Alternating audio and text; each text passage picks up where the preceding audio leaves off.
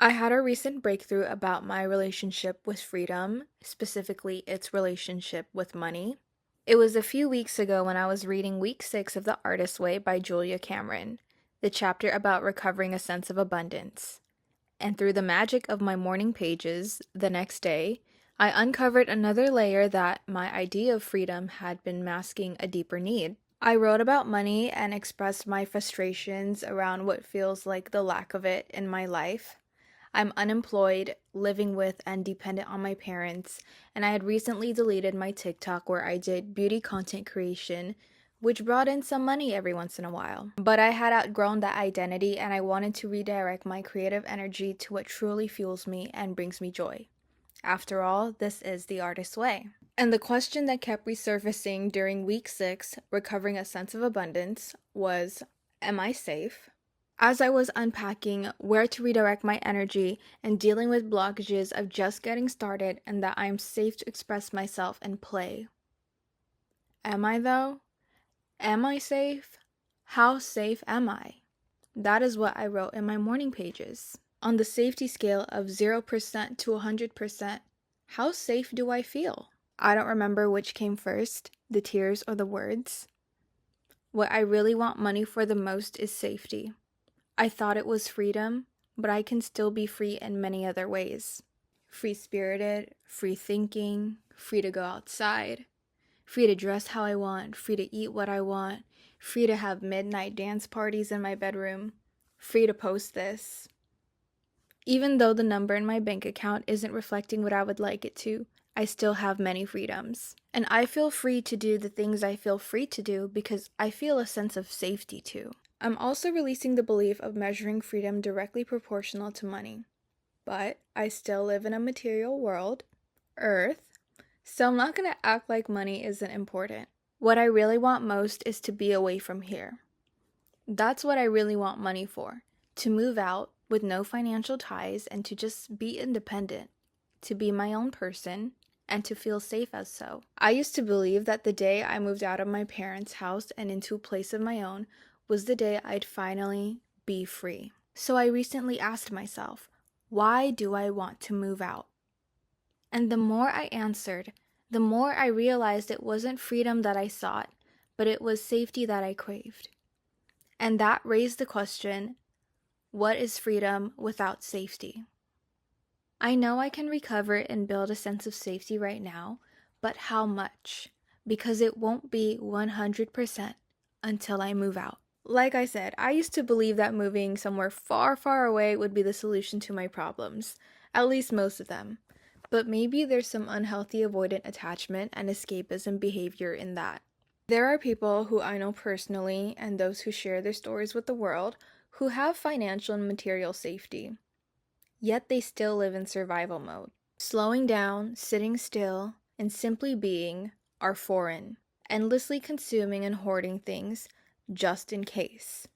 Still bending over backwards, self-sacrificing people pleasers. Pursuing often linear life paths that others, usually their parents, wanted for them, instead of tuning into alignment.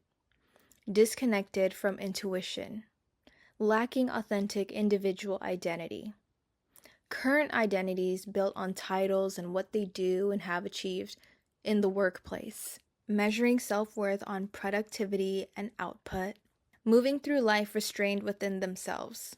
Tense and unable to freely, or perhaps safely, express themselves. Whether that's singing their hearts out, loosening up and dancing, or even crying.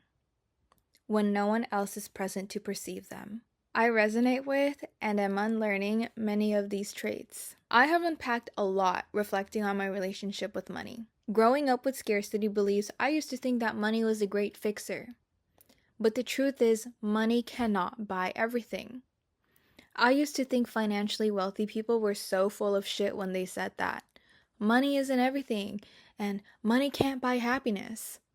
But now I'm really starting to understand. Money can provide the tools and resources and get you in and out certain experiences and environments, but things like internal shifts or non-physical experiences cannot be bought. You have to do the work.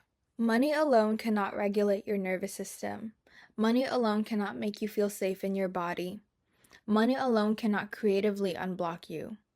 Money alone cannot get you into the habit of moving, doing, making, creating. Money alone cannot buy you a mother who is motherly. Money alone cannot buy you a present father. Money alone cannot buy your parents regulated nervous systems and emotional intelligence. Money alone cannot buy you emotional safety. Money can only provide you the tools and resources. It is what you do with those tools and resources that shape your reality. Because money is a catalyst. It creates opportunity, but it cannot choose for you, heal for you, or show up for you. I'm learning that when you don't come from a fully safe and stable foundation, healing does not follow one universal path. For some people, it's internal first. They learn how to feel safe in their own body, how to regulate, how to slow down, how to soften, how to trust themselves, how to move in purpose and alignment. Then, external life begins to meet them.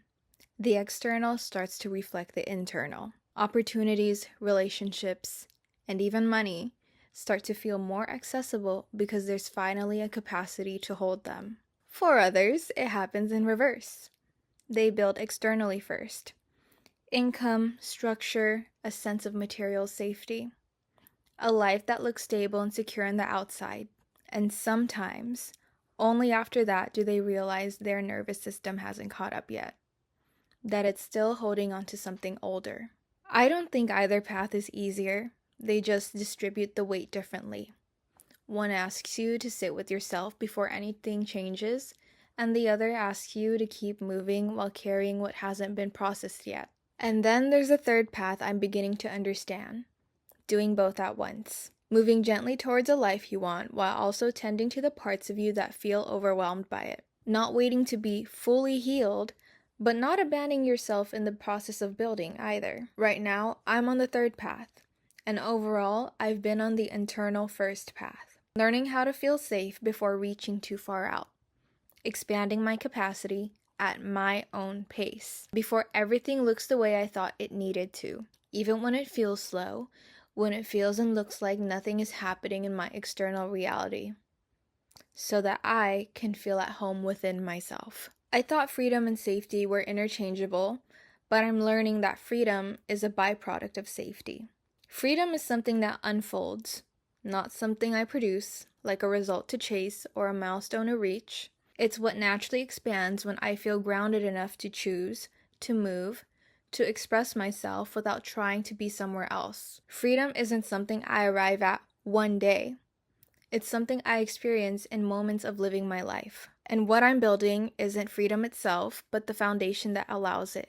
A life that feels steady enough on the inside so that I don't feel the need to escape it. Freedom is a state of being. Safety is a state of being. Where money supports me, but doesn't define what is possible for me. Where I can still want change and still want more, but from a place that feels clear, not desperate. A state of being that feels like I'm choosing my life, not running from it. Because if I don't create that safety within myself, I'll end up recreating the same patterns and the same feelings in different environments. I'm not chasing freedom anymore. I'm creating safety first and letting freedom emerge.